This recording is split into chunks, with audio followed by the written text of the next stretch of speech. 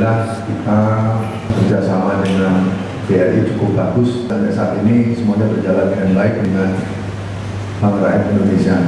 Kita sangat senang, sangat bangga mudah-mudahan Ibu Tuhan di sini jadi Kodam terbuka untuk BRI.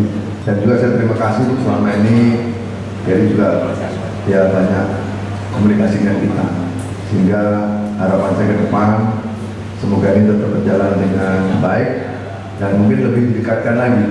Akhirnya saya sampai juga Pak di gedung yang sangat luar biasa dengan sambutan yang luar biasa. Matur nuwun sangat Pak, bahwa Makassar ini salah satu kontributor terbesar dari sisi kerjasama dengan TNI. Untuk kami mengucapkan banyak terima kasih Pak Toto, seluruh support yang diberikan dan juga seluruh kerjasama yang semakin erat, dan saya berharap tentu kerjasama semakin dieratkan.